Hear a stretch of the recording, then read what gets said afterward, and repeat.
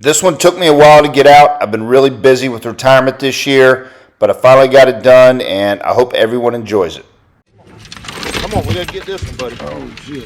Come on. Hung up, oh, trousers down.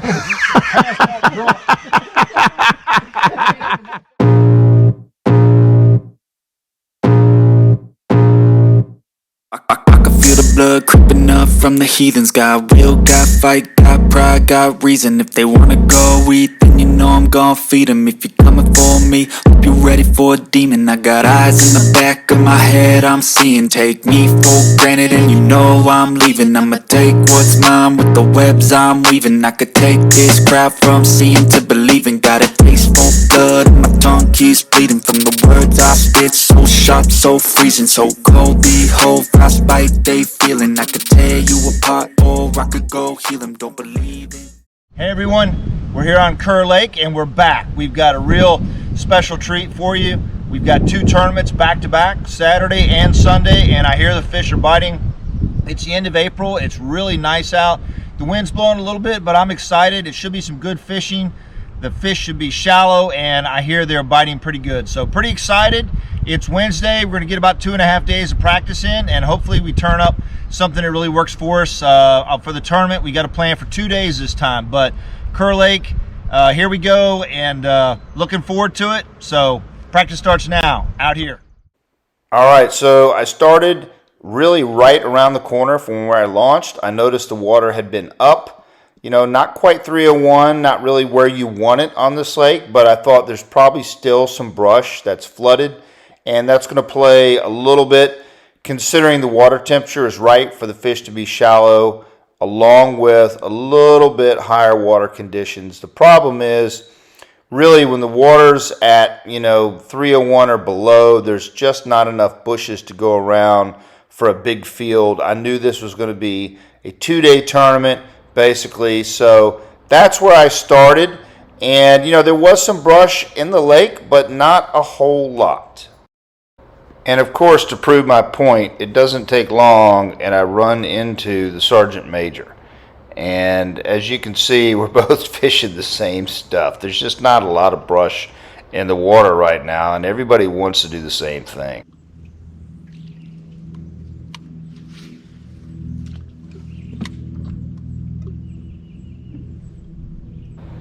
So I moved on down the lake some. And as you can see, I'm just kind of easing down the bank. It's the first day of practice. It's getting late. The sun's starting to set.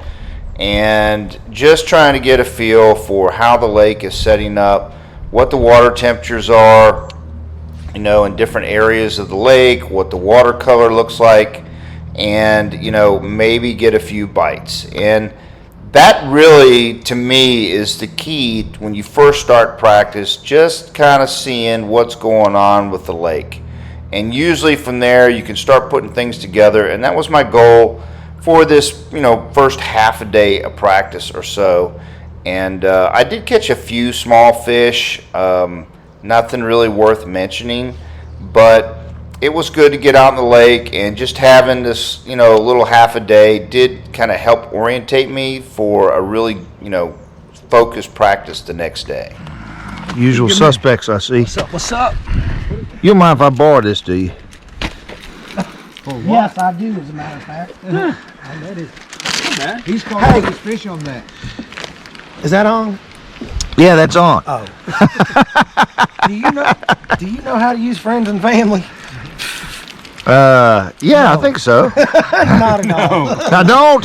Same guy screwed me that I don't do friends and family. I thought I'd click on friends and family. I thought we was friends, but I guess not.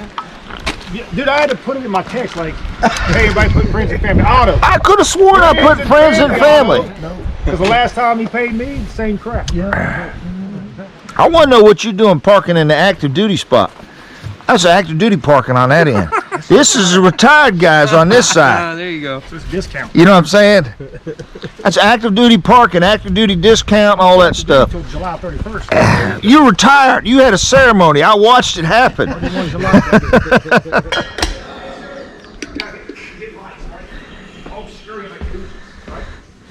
I go busting into the VI house. Oh! There's beer like this, right? He's up like this in the rack. Timmy's, no blouse on, trousers down.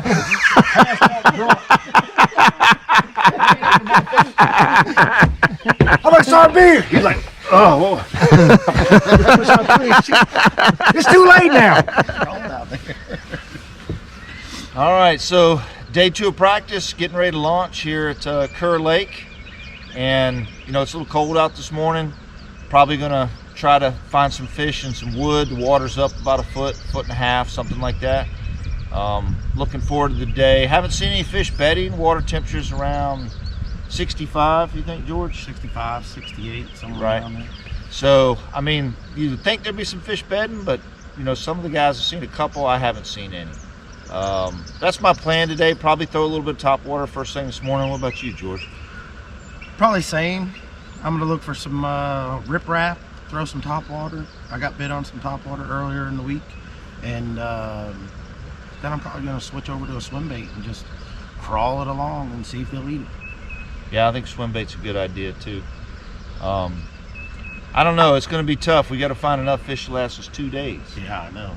Double header this weekend. So Yeah, I know it. you're gonna have to manage whatever you do find if you want to finish good for the 2 days. Yeah. So All right. Well, We'll day see 2 starts now. You ready to do it, George? I'm ready. All right. Let's do it. All right. Out here.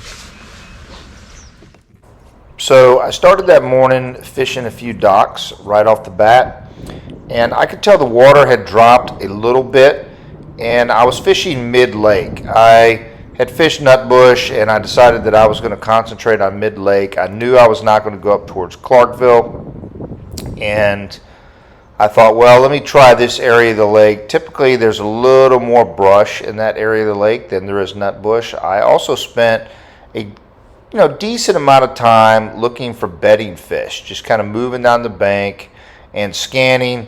I knew the fish had been biting topwater a little bit based on, what some of my buddies have been telling me in practice that I actually believed. And I spent some time doing it. I did not have a lot of luck on topwater for this tournament. I'm sure some guys did, but I really thought, there's got to be some fish on the beds this time of year, and I spent some significant time looking for them. I probably wasted more time than I needed to doing it. As you can see, it was a little cold that morning. I went back to it in the afternoon and looked around in the quite a bit when it got later, but it just didn't pan out for me this morning. The thing about Kerr Lake is, the temperatures can vary a little bit. It's such a large lake, and the water colors are different depending on where you're at, that, it's quite possible for fish to be spawning in one end of the lake and then not spawning in the other. And I also had in the back of my mind that there was a shad spawn going on. I knew it was the right time of year for that. It was probably more of the right time of year for a shad spawn than it was a bass spawn. And I discovered a little bit of that today practicing. I got caught up and realized that, hey, there's some fish that are on the bank and they're chasing the shad spawn big time. And I noticed that initially from the blue herons that I saw on the bank. I pulled into one pocket and there was probably 20 or 30 blue herrings working one pocket. Whenever you see that, particularly this time of year, late April, early May, that tells you right off the bat that there is a significant shad spawn going on. And, that kind of drove me to cover a lot of water. I moved around a lot. I was convinced there was enough fish shallow that I could do that, whether they were, eating, based on the shad spawn or they were spawning. And I just think there was a lot of fish doing a little bit of everything for this particular tournament. And, the thing about the mid-lake area is you just don't have the amount of docks, and I think there's probably less land owned in this area, and sometimes you get a little less disturbance. Now, I think the fishing pressure is more as far as boats go and anglers go. I think a lot of people fish this mid-lake area, and that's what I concentrated on the morning. And from there, as the day went on, I transitioned to a little bit, as you can see, more stained water. I threw some spinner baits. I threw some chatter baits. I really tried to get something going in this stained water. And, it was hit or miss. I caught a few fish, not a whole lot, but I knew, that, hey, there was going to be that shad spawn going in the morning for a really small amount of time. I was concerned that, maybe I wouldn't be able to get on any shad spawn. It was so early. That's why I really spent some time in this stained water. I thought, well, later in the afternoon, this stained water will give me an opportunity to catch some fish that, I couldn't catch in the morning. And that's what I did, and I just kind of kept working that in the afternoon. You can see here, I fished some laydowns, just working the bank in different areas. I did not get up towards Clarksville, but I kind of got close later in the afternoon. I really went a decent ways up the lake. Also, I knew there was a big tournament going out of Clarksville the same morning. I think there was 3 tournaments going on Saturday morning, and that is another huge factor in this lake. You think, well, I'll run away from the tournament launch. Well, you're just running to another tournament launch. And so that's why I think a lot of times the mid-lake area makes more sense. Although I would have to say that I've probably caught more fish either around that bush or at the other end of the lake. I'm not sure why that is, though.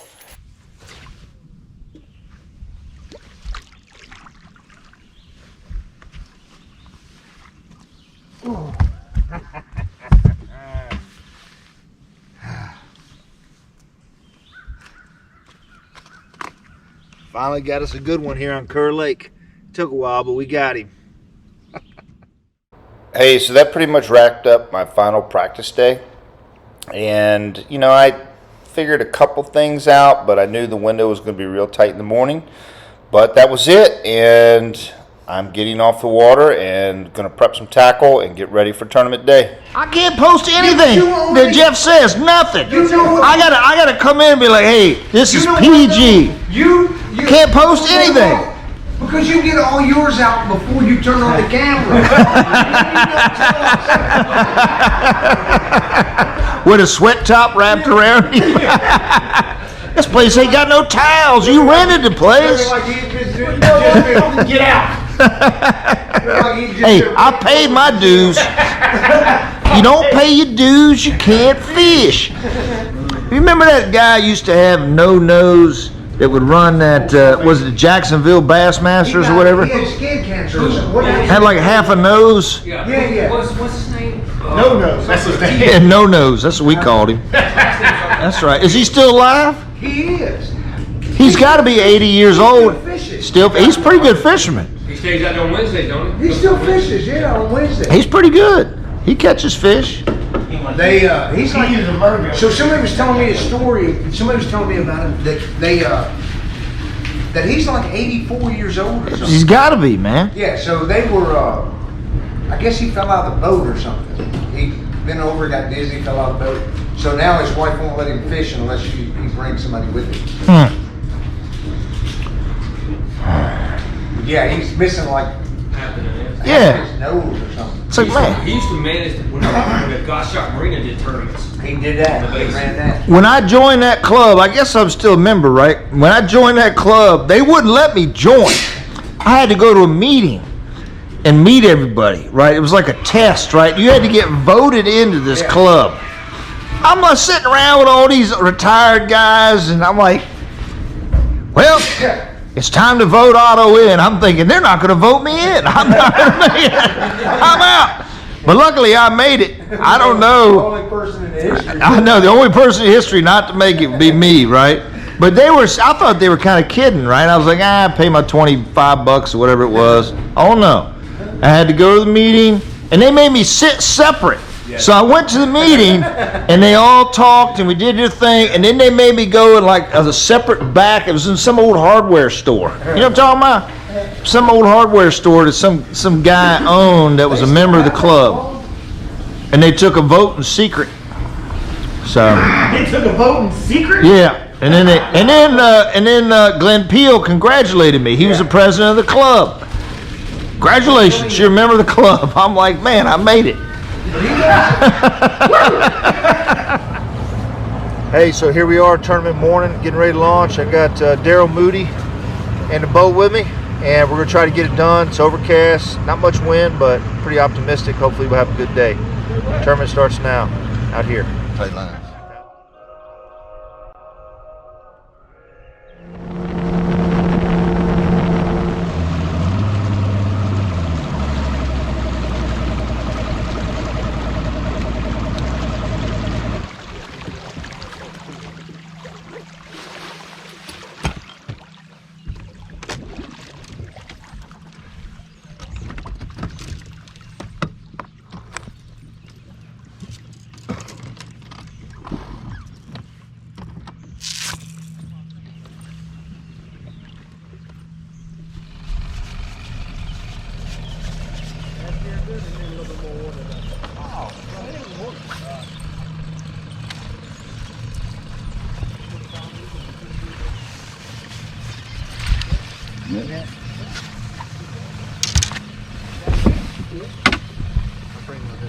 We had a professional do it.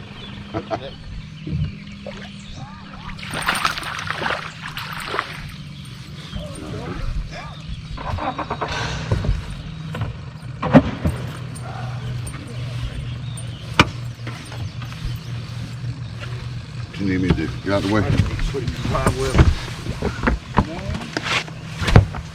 Yeah, I'm gonna give you a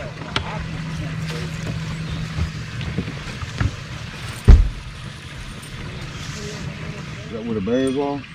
No, I hunt Hyde County for bears in North Carolina. Hyde County. There you go, got it. Get the net. God, stay on it. Down there. Get the net, Bill. Come on. Come on, we gotta get this one, buddy. Oh, shit. Come on. Hung up. Stay down, stay.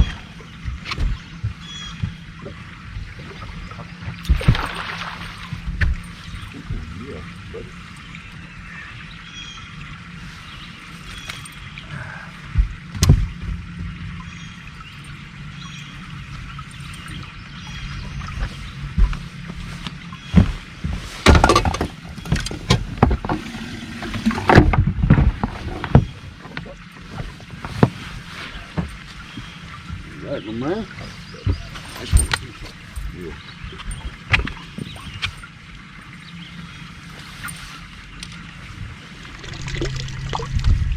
Got the net. Scotty, come on. There he is. Oh, man. Thought he was a monster for a minute.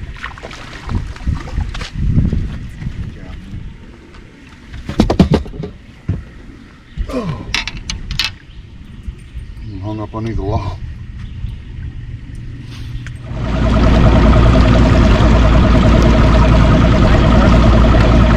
All right, you ready to bag these things up? All right.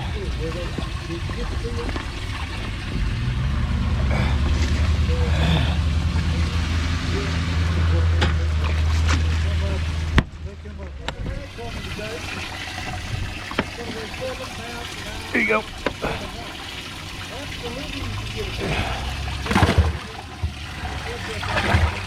Easy, buddy, easy, easy. Yeah, man, have a good time, man.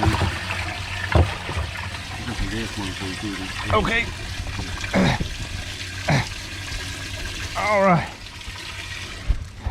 There you go. Got him. Good job, Daryl. Service at its best. There you go. All right. Yeah, man. Roger Griffith from Smeadsbury, North Carolina. Fishing on the motor side. Got 4 in the bag. Gonna weigh 8 pounds and 10 ounces. 8-10, buddy. Thank you, Roger. Boat number 49. 49. Yep, boy.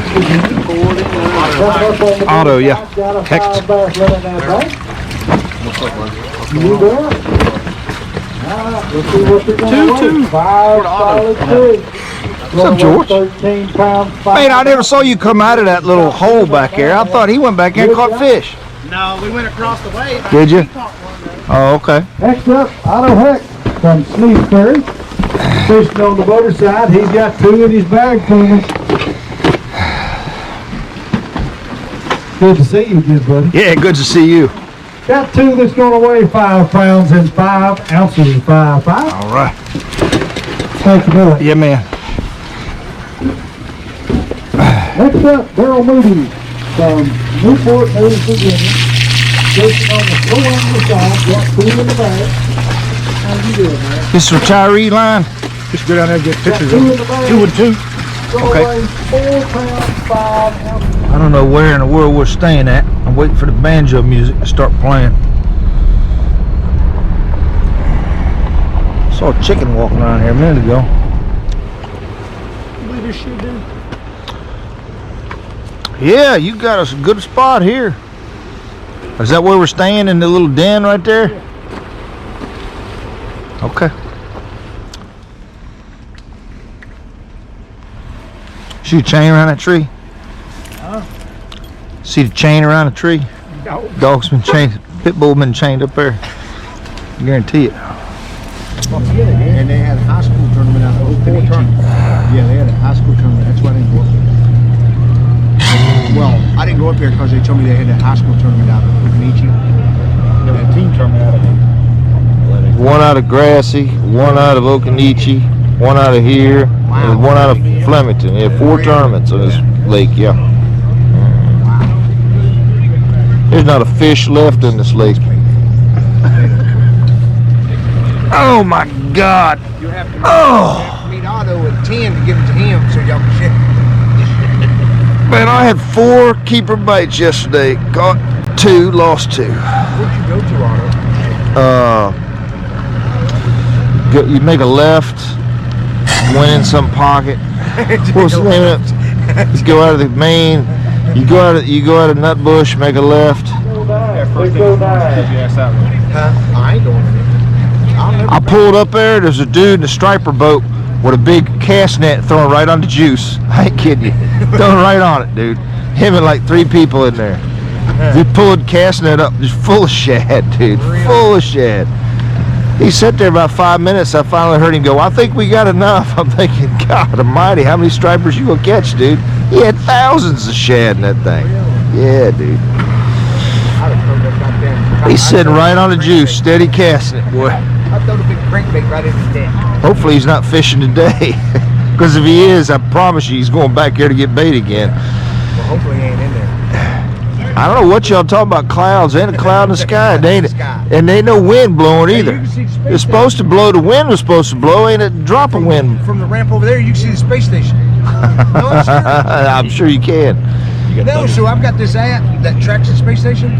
You can see the space station this morning. Hey, brother, where you at, man? Okay. I mean, the fog is just now setting in. It was on the road. Yeah, it was on the road coming.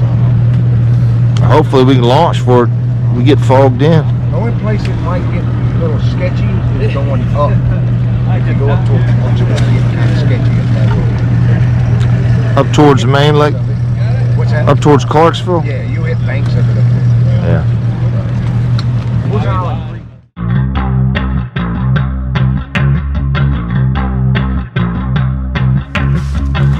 Net. I need the net. Put it in the water. Just put it in the water. Good gracious. Nice. Good spot right there, bro.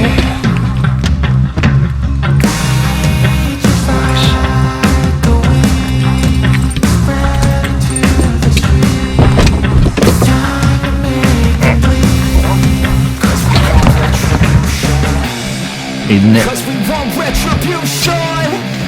Oh yeah, we want retribution. Oh yeah, we want retribution. Oh yeah, we want retribution. Yeah, we ran out of patience. For your love with a cold hard hatred. I can feel the vibration. Beat in the streets, it's a new sensation. I wanna break faces on the pavement. I wanna make great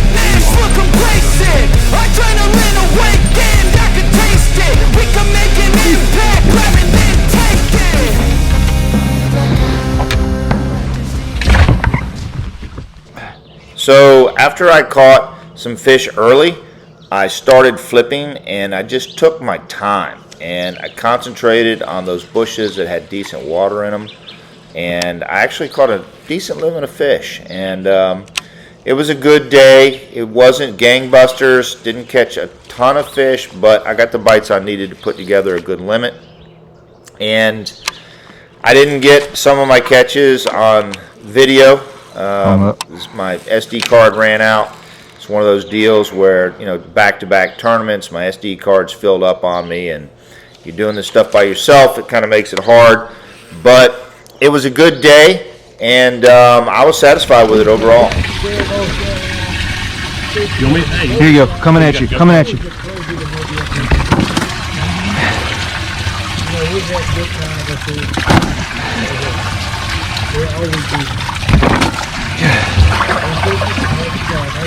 One of them's not looking too good. We gotta move quick. Open it up, open it up, open it up. Right here behind you, man.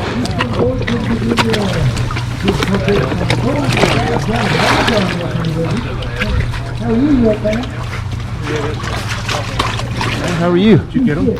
I get 12 pounds maybe. Oh, shoot, yeah. I ain't got too little bit. Two. I had 10-10 yesterday. Did you? I only had 2 yesterday. And the bait I was throwing, I caught nothing but good sized keepers. Really? I threw it today, and I caught like 15 knots. Did you? Yeah. That is the pleasure, always. Jonathan Paul out of it. Coming up, he's from Rocky Mountain. You put the hook set on that one, didn't you? Got one of the Yeah, I main did. for us today. Gonna weigh 2 pounds even. Get $1 cheap, buddy. Appreciate it. Bye-bye. That's it. Otto Heck from Sneed's Ferry. Fishing on the boater side. Got a 5 bass limit in that bag. Good job today, buddy. Thanks, man. Got 5 in the bag. Going for 11 pounds, 15 ounces. 11.15. Right. Thank you, sir. Hey everyone, I hope you enjoyed that video, and just wanted to say thank you for watching. I appreciate everybody who watches these videos. Please subscribe to my channel. I don't have many subscribers at all. I don't make a dime off YouTube, in case you're wondering. This is just something I kind of do, and it does make me feel good to know that you guys watch and appreciate my videos. A lot of time and work goes into it. I do it all myself, and it took me a little longer than normal to get this one out, but I've been really busy with retiring and everything, but I hope you enjoyed it. First thing I want to talk to you about in the Whiffum is an incident that happened to my buddy Griff. His co-angler did not show up at all on day 2, and he ended up losing about 2.5 hours of fishing time. So I would say on average, my guess is boaters probably have $800 to $1,000 in each tournament, depending on how many days they practice and how far they got to travel. I know I certainly do, and I know Griff does as well, just in travel time and gas and oil and lodging and food and all that type of stuff. It's quite an expense. So when a co-angler doesn't show up and you lose 2.5 hours of fishing, it's really devastating. This isn't a hit on the co-angler.